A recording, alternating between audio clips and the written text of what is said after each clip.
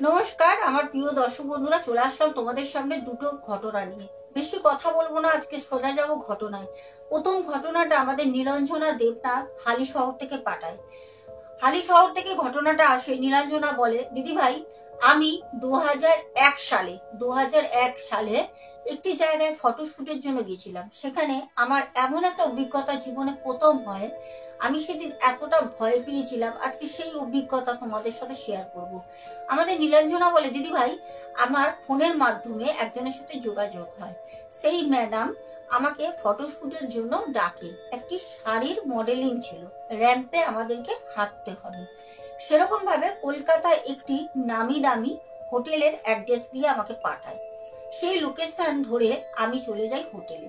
যখন আমি হোটেলে পৌঁছই তখন ঘড়ির কাঁটায় বাজে 12টা। আমাদের র্যাম্পে হাঁটার সময়টা ছিল দুপুর 3টের সময়। আমাদেরকে একটি হোটেলের রুম দেওয়া হয়। সেখানে বলা হয় এই রুমের মধ্যে তোমরা শুধু তোমাদের ফেস মেকআপ করবে আর তোমাদের শাড়িটা পরাবে আর্টিস্ট, যারা অ্যাকচুয়ালি শাড়ি পরায়। সেরকম ভাবেই আমাদের শুধু থিম বলে দেয়। মানে থিম বলতে এখানে বোঝাচ্ছে ফেস যে মেকআপটা সবার কিন্তু একই হবে, শুধু চোখের উপরে যে মেকআপটা হবে মানে আই শ্যাডো আইলাইনার সেইগুলো শুধু কালার পরিবর্তন হবে। আমরা টোটাল 8টা মেয়ে ছিলাম। সেরকমই আমাকে বলে তোমার চোখের আই শ্যাডো যেটা হবে সেটা হচ্ছে লাল আর ব্লু কালারের, তোমাকে শাড়ি পরানো হবে লাল ব্লুর উপর কম্বিনেশন করে। সেরকম ভাবেই আমি আমার ফেস মেকআপ করে বসে আছি। একে একে আমাদের ম্যাডাম বলে দেন যাদের নাম্বার আসবে 1 2 3 করে। সেরকম আমরা 8টা মেয়ে ছিলাম, সবাই একে একে চলে যায়। আমার ছিল শেষে 8 নম্বরে, আমার ছিল শাড়ি পরার জন্য কল টাইম। তো সবাই যখন চলে যায় পাশের রুমে আমাদেরকে শাড়ি পরানো হচ্ছিল।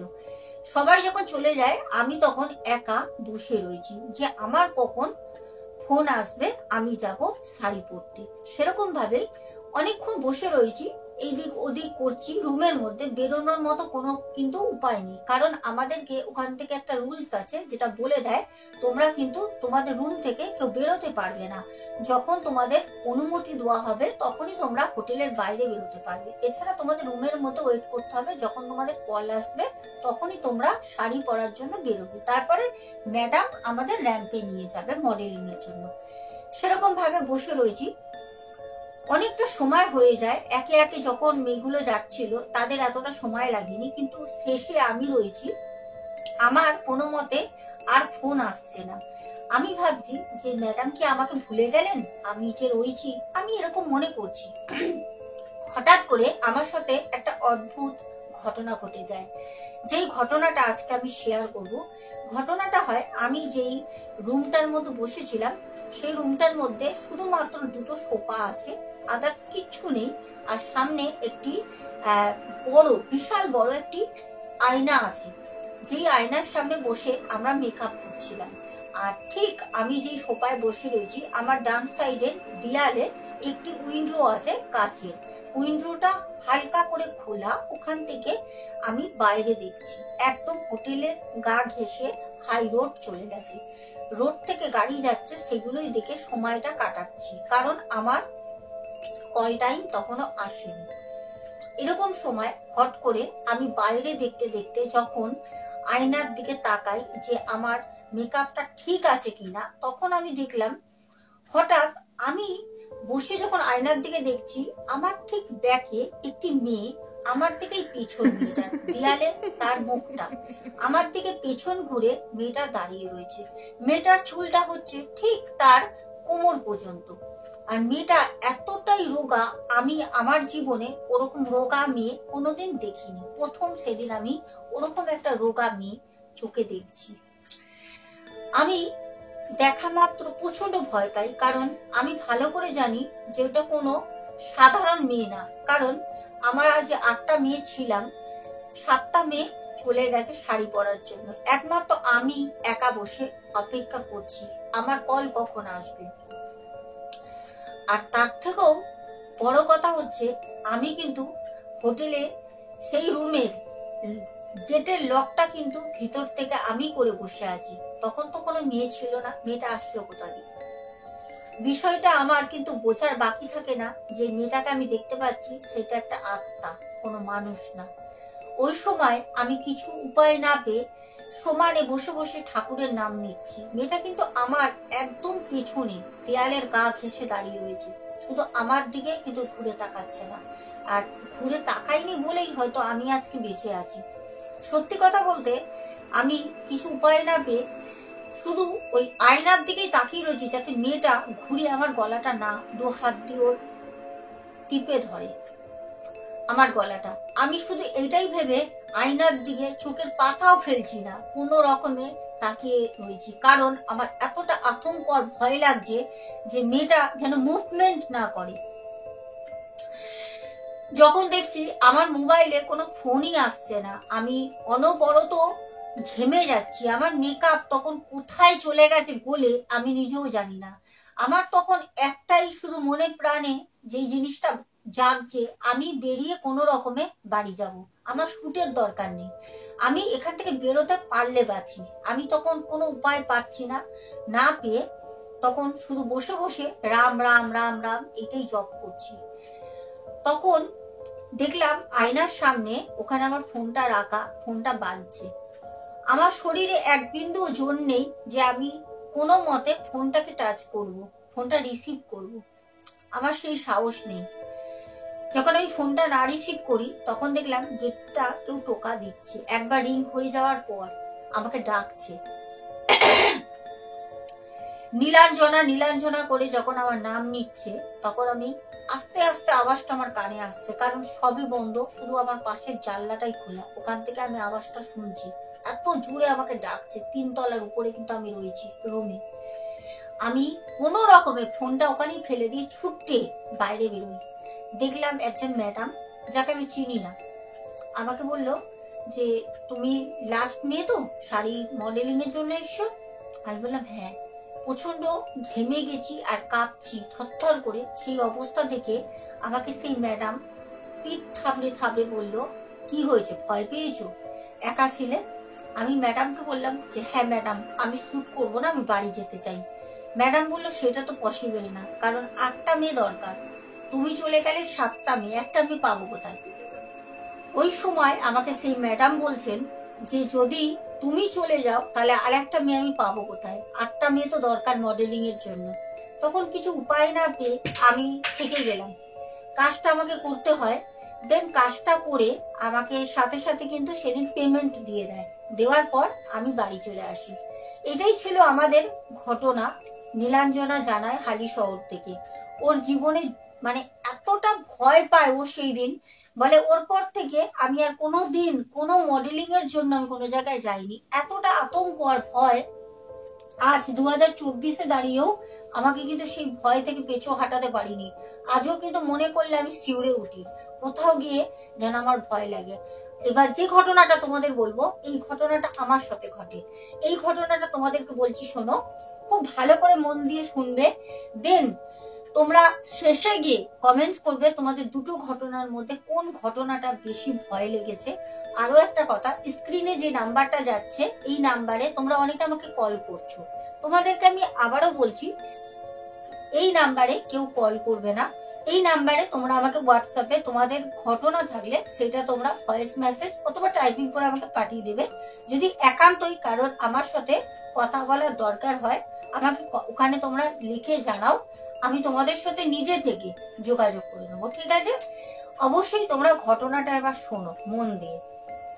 দ্বিতীয় ঘটনাটা ঘটে হচ্ছে আমার ইন্দুপুরি স্টুডিওয়ে। তোমরা সবাই মোটামুটি জানো যারা প্রথম থেকে আমার ঘটনা শুনে আসো, যে আমি জি বাংলায় শুট করি সিরিয়ালে। তো সেখানে গিয়ে আমার ইন্দুপুরি স্টুডিও প্রথম দিন আমার একটা এক্সপিরিয়েন্স হয় ওখানে গিয়ে, সেটা তোমাদেরকে আজকে শেয়ার করব। প্রথম দিন আমার শুট টাইম ছিল সকাল 8:30টায়। যেহেতু আমার এগ্রিমেন্ট হয়ে গেছে, সেখানে আমাকে একদম টাইম টু টাইম স্টুডিওয় কিন্তু ঢুকতে হতো, না হলে আমার জন্য যদি শুটে লেট হয় 50,000 টাকা জরিমানা আমাকে দিতে হবে। আমি এটা কখনোই চাইবো না। আমি প্রাণপণ চেষ্টা করে 8:30টার মধ্যে ঢোকার চেষ্টা করতাম।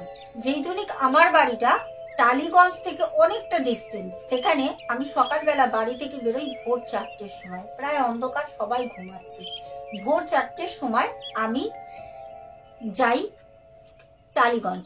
ভোর 4টের সময় বাড়ি থেকে বেরিয়ে যখন আমি ভাবলাম আমার তো এমনি সময়, যদি আমি দমদম থেকে যাই মেট্রো করে আমার বেশিক্ষণ টাইম লাগে না, 1 ঘন্টার মধ্যে আমি চলে যাই।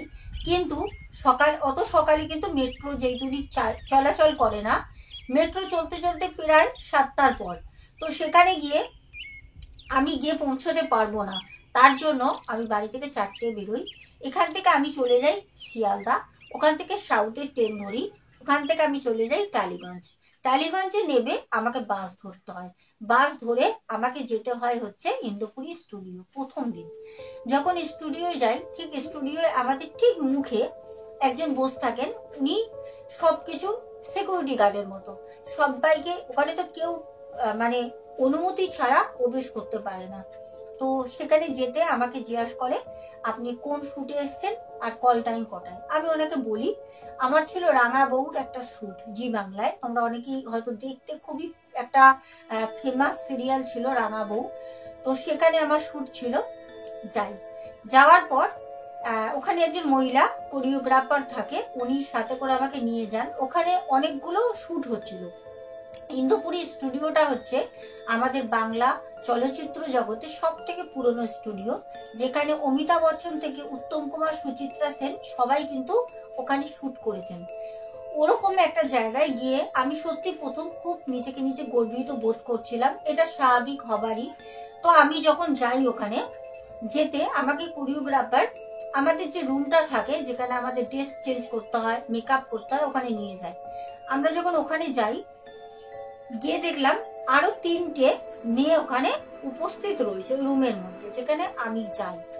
আমাদের 4 জনেরই শুট ছিল সেদিন কল টাইম। তো সবাই কলকাতার নানা জায়গা থেকে যায়। তো আমি যেতে সবার সাথে আমার পরিচয় হয় ওখানে। আমরা যেখানে যেখানে যাই মোটামুটি আমাদের সব বন্ধুত্ব হয়ে যায় খুব ভালোভাবে, এখনো তাদের সাথে কথা হয়। তো ওখানে যাওয়ার পর আমরা ড্রেস চেঞ্জ করি প্রায় ওই 9টা 10-15 দিকে। আমাদের একটা শাড়ি পরে শুট ছিল। তো আমরা ড্রেস চেঞ্জ করার পর সবাই বসে আছি, একজন আমাদের ওখানে এসে বললেন আপনাদের ব্রেকফাস্ট দেওয়া হবে, আপনারা আসুন। আমরা কেবিনে যাই, ওখানে একটি ক্যান্টিন আছে। তো ওখানে গিয়ে আমরা ব্রেকফাস্ট করি, যে যার মতো খাবার ছিল ভালোই। ওখানে আমরা ব্রেকফাস্ট করে সবাই আবার চলে আসি আমাদের রুমে। আমরা এসে অপেক্ষা করছি আমাদের কখন কল টাইমের জন্য ডাকবে, মানে আমাদের শুটের জন্য, শুটিংটা যখন বেসিক্যালি হবে, অপেক্ষা করছি। এরকম সময় আমার সাথে ওখানে মেয়ের পরিচয় হয়, একটি মেয়ে, মানে বান্ধবী বলতে পারো, এখন তো বান্ধবী হয়ে গেছে, খুবই ক্লোজ। ও আমাকে বলল যে সোনা একটু বাথরুমে যাব, আমার সাথে যাবে? সরি, আমি বললাম হ্যাঁ যাব। তো যখন বাথরুমে যাওয়ার জন্য বেরোই ওই রুমটা থেকে, তো স্টুডিওটা ইন্দুপুরি অনেক বড়, অনেক বড়। তোমরা ইউটিউবে সার্চ করেও দেখতে পারো, অনেক বড় স্টুডিও। ওখানে দেখলাম মিত্র বাড়ি বলে একটি জি বাংলায় সিরিয়াল চলছিল, তো তারও শুট হচ্ছে মিত্র বাড়ি। আর নিম ফুলের মধু তোমরা হয়তো অনেকেই জানো, খুবই ফেমাস, নিম ফুলের মধুরও শুট হচ্ছে। আমরা দেখতে দেখতে চলে গেলাম। আমাদের কাছে মানে সবাই একই রকম, যারা আমরা টিভির পর্দায় দেখি, আমাদের তো ফেমাস ফেমাস সব নায়ক নায়িকা যাদের আমরা দেখি, আমরা শুটে গিয়ে তাদেরকে আমরা আমাদের সামনাসামনি মানে তাদের সাথে গল্প করা, তাদের সাথে কফি খাওয়া, চা খাওয়া, তারা খুবই ভালো। যাই হোক, সেই প্রসঙ্গে পরে আসছি। তো আমরা দেখতে দেখতে যাচ্ছি। তো আমরা যেহেতু প্রথম দিন শুট, আর যে আমার সাথে ছিল বান্ধবী, ওরও সেদিন প্রথম দিন শুট। তো ও আমাকে বলছে শোনা বাথরুমটা কোন দিকে, কাউকে জিজ্ঞাসা করো। আমি বলছি আমি পারবো না, তুমি জিজ্ঞাসা করো। এবার দেখো, ওখানে যদি কোনো মহিলা থাকে তাকে তো জিজ্ঞাসা করবো। অ্যাকচুয়ালি ওখানে কি শুটের ওখানে সবাই পুরুষ মানুষ, লাইট, ক্যামেরা, ডিরেক্টর, প্রডিউসার সবাই ওখানে পুরুষ মানুষ। আমি কাকে জিজ্ঞাসা করবো গিয়ে যে এখানে বাথরুমটা কোথায়? একটা লজ্জা লাগছে। তো কি করব করতে করতে ও আমাকে বলছে, আমি ওকে বলছি। এবার এত বড় স্টুডিও, এত বড়, মানে কোনো দিকে আমি বুঝতে পারছি না অ্যাকচুয়ালি কোথায় কি, কারণ ওখানে না জানলে বোঝার কোনো উপায় নেই। তো সেখানে গিয়ে হট করে একজন দেখলাম কাকু টাইপের লোক চেয়ারে বসে সিগারেট খাচ্ছে। তো গিয়ে আমি জিজ্ঞেস করলাম যে স্যার এরকম এখানে টয়লেট, বলতে বলতেই উনি বুঝে যান বিষয়টা। তো উনি হাত দিয়ে দেখালেন ওই যে সোজা চলে যাও, ওইখান থেকে গিয়ে বাঁ দিকে ঘুরে গেলেই দেখবে একটা চাতাল আছে, চাতালের পাশে নিম গাছ, ওখানে রয়েছে টয়লেট। আমি ঠিক আছে, তো থ্যাংক ইউ বলে তাকে চলে গেলাম এগিয়ে। এবার বলি, যেখান থেকে উনি ডিস্টেন্সটা দেখায় মোটামুটি 15 মিনিট হেঁটে যেতে লাগবে। ভাবো কারোর যদি পটি পেতো কি হতো। যাই হোক, আমরা জানি না, প্রথম জানলাম, যাচ্ছি। তো ও আমাকে বলছে এই তাড়াতাড়ি চলো না, খুব জোরে বাথরুম পেয়েছে। তা আমি বলছি চলো, মানে কোনো রকমের শুট হচ্ছে দেখতে দেখতে আমরা চলে যাই ঠিক ওখানে। ও দৌড়ে চলে যায় বাথরুমের ভেতরে, আমি ঠিক বাথরুমের বাইরে দাঁড়িয়ে রয়েছি। ও আবার ফোন নিয়ে যায়নি, ফোনটা রেখে দিয়ে গেছে ওই ব্যাগের মধ্যে, ওই রুমে। আর আমার ফোনটা কিন্তু সর্বদা আমার সাথে থাকে, কারণ আমি যেহেতু তোমাদের জন্য ভিডিও শুট করি, তো আমার কাছে থাকে। তো আমি সেখানে দাঁড়িয়ে ওই একটুখানি ভিডিও করছি। দেখলাম ওখানটা কেউ নেই, পুরো ফাঁকা। একজন ছেলে ঠিক ঝাড়ুদার টাইপের, ওই বড় বড় ঝাঁটা হয় না, দেখবে দাঁড়িয়ে দাঁড়িয়ে ঝাড়ুদাররা ঝাড় দেয়, ঠিক ওরকমই একটা ঝাঁটা নিয়ে দেখলাম ছেলেটি চলে গেল সামনে দিয়ে। তো আমি দেখলাম কেউ নেই, ফাঁকা, ওখানে দাঁড়িয়ে একটুখানি শুট করছি। হট করে যেখানে আমি দাঁড়িয়ে রয়েছি বাথরুমের একদম পাশে, আমি ঠিক বাথরুমের সামনে যেখানটা দাঁড়িয়ে রয়েছি ওখানে আমি দাঁড়িয়ে দাঁড়িয়ে জাস্ট এরকম করে শুট করছি। হট করে আমার পেছনে কিছু একটা পড়ার শব্দ হলো, মানে বিশাল জোরে পড়ার শব্দ। আর শব্দটা পেয়ে আমি চমকে উঠে পেছনে না তাকিয়ে সামনে যে চাতালটা রয়েছে দৌড়ে না ওখানটা চলে আসি। এসে আমি পেছনটা তাকাই যে বাবা বেল গাছ টাছ আছে নাকি, কারণ আমি প্রথমে বললাম মানে প্রচুর পুরনো স্টুডিও, গাছপালা, জঙ্গল, মানে ওখানে একদম মানে দেখলেই তোমার ভুতুরে পরিবেশ মনেই হবে।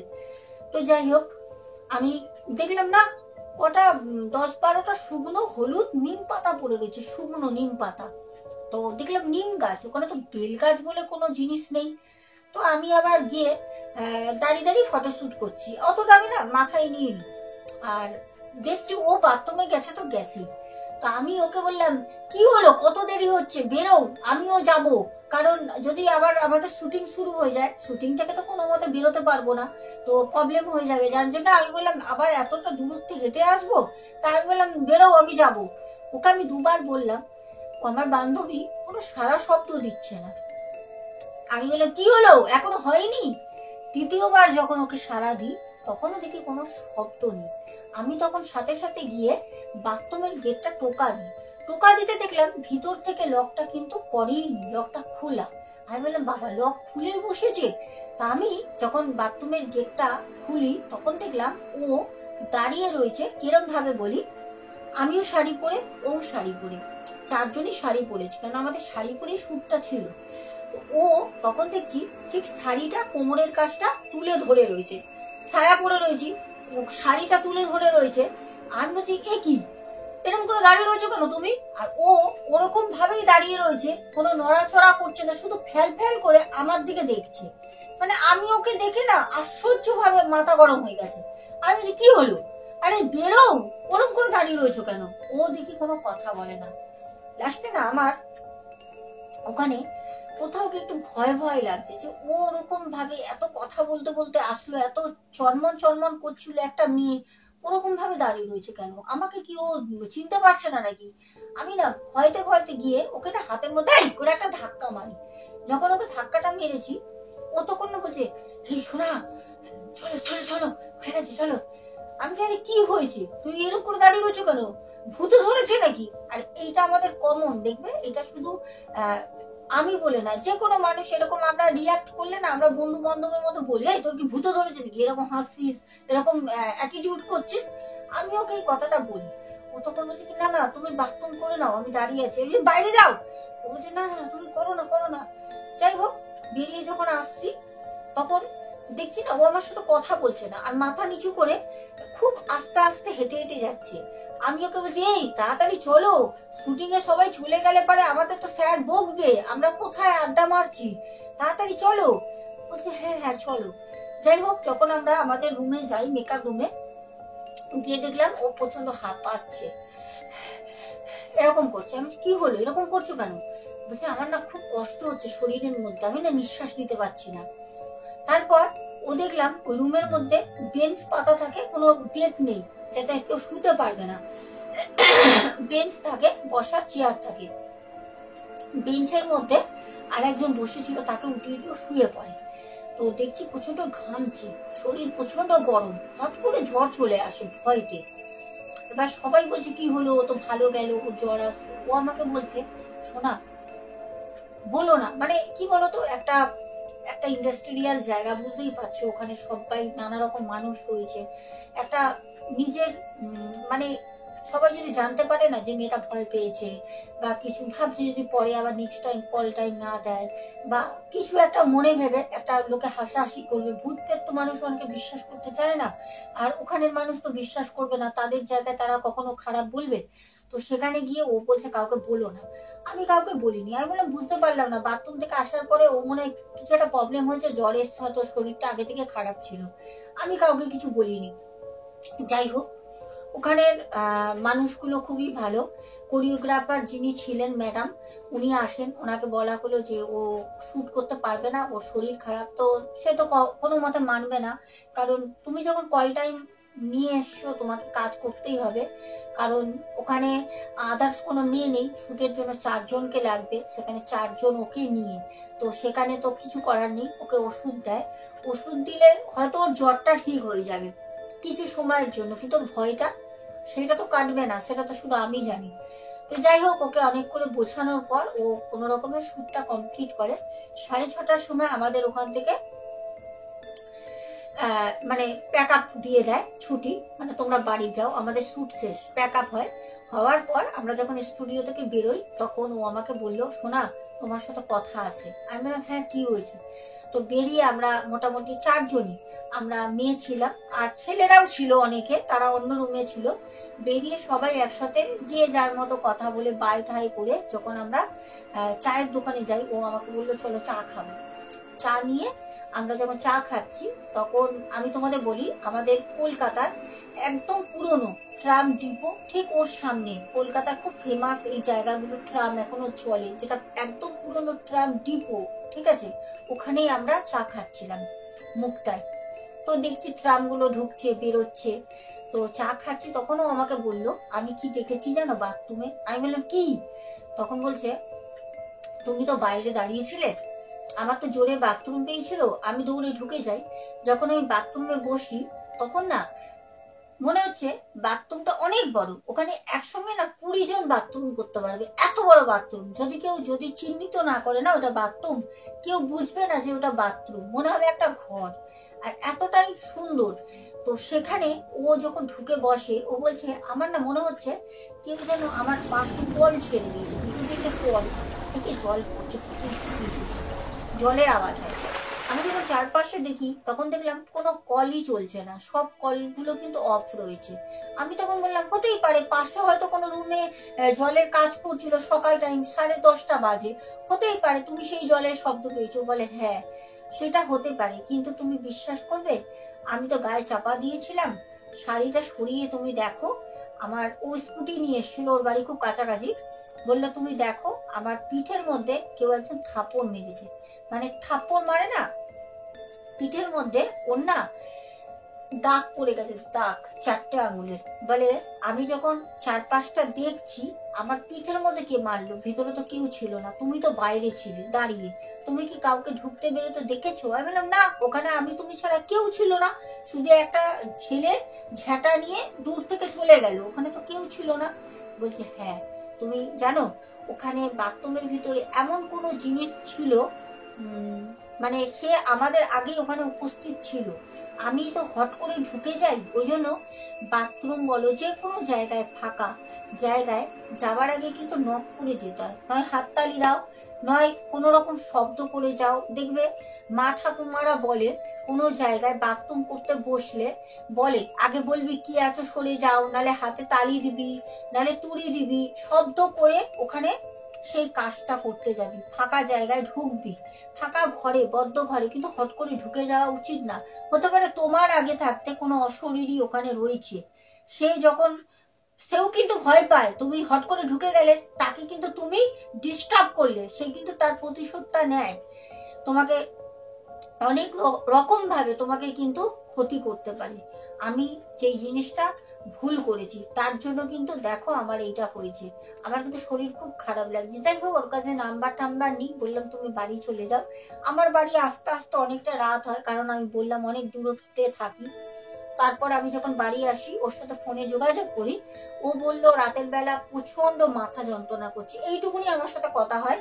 3 দিন ধরে ওকে ফোন করে আমি পাইনি। 3 দিন পর ও নিজে থেকে আমাকে ফোন করে, বলে 3 দিন নাকি ও হসপিটালে ভর্তি ছিল, ওর নাকি কোনো সেন্সই ছিল না, জ্বরে নাকি চোখই খুলতে পারছিল না। তারপর 3 দিন হসপিটালে থেকে ওর জ্বর যখন ঠিক হয়নি, তখন ওর হাজবেন্ড, ওর শাশুড়ি মা ওকে বাড়িতে নিয়ে আসে। যখন ও সবকিছু শাশুড়ি মাকে খুলে বলে যে এরকম এরকম আমার হয়েছে স্টুডিওয় গিয়ে, তারপর থেকে ও তো ওখানে কোনোদিন আর শুট করতে যায়নি। আমারও ওর পরে 3বার ইন্দোপুর স্টুডিওর কল টাইম দিয়েছে, আমি কিন্তু আর যাইনি। কারণ যা ওখানে হয়েছে, ওখানে শুধু ওর সাথে বলে না, অনেকের সাথে তোমরা যদি ইউটিউবে সার্চ করো না, ইন্দোপুর স্টুডিও ভৌতিক ঘটনা, শুধু আমি বলে না, অনেক এরকম ঘটনা তোমরা পাবে। এটা শুধু আমার বলে না, ওখানে সত্যি কথা যেরকম বড় স্টুডিও সেরকম ভৌতিক জায়গা তোমরা দেখলেই বুঝতে পারবে। কারণ এত জঙ্গল ওখানে, আর পুরনো পুরনো মানে মানে কি বলবো, মানে 80 বছর 100 বছরের উপরে পুরনো বাড়ি, যার ইটের অবশিষ্ট পুরো খেয়ে গেছে, লাল ইট অবশিষ্ট রয়েছে, সেগুলো ওখানে রাখা রয়েছে, পুরো তৈরি করা, মানে দেখলেই ভয় লাগবে তোমার ওখানে। আমি তো প্রথমে গিয়েই ভাবছিলাম যেখানে মানে ভূত আছে, আর সেইটা ওর সাথে ঘটেই গেল। যাই হোক, দুটো ঘটনা তোমাদেরকে আমি শেয়ার করলাম, আমার ঘটনাটা তোমাদের শেয়ার করলাম। দুটো ঘটনার মধ্যে কোন ঘটনাটা তোমাদের বেশি ভয় লেগেছে অবশ্যই কমেন্টসে জানিও। যেতে যেতে বলবো ঘটনা পাঠানোর ঠিকানা, স্ক্রিনের নাম্বারটা তোমাদের বলেই দিয়েছি, হোয়াটসঅ্যাপ নাম্বার, হোয়াটসঅ্যাপে আমাকে কথা বলে নিও। আর হ্যাঁ, সোনাবর্ষক 14 হচ্ছে আমার ইনস্টা আইডি, ওখানে তোমরা ডিএম অথবা ভয়েস মেসেজ করে ঘটনা শেয়ার করো, বাংলা, হিন্দি, ইংলিশ 3টে ভাষাতে। আর অবশ্যই প্রতি কটা ঘটনার ডিসক্রিপশন বক্সে আমার ইমেলটা পিন করা থাকে, চাইলে তোমরা আমাকে মেইল করেও ঘটনা শেয়ার করতে পারো। আজকে আসবো, দেখা হবে আগামীকাল। সবাই খুব ভালো থেকো, আজকের মতো টাটা, গুড নাইট।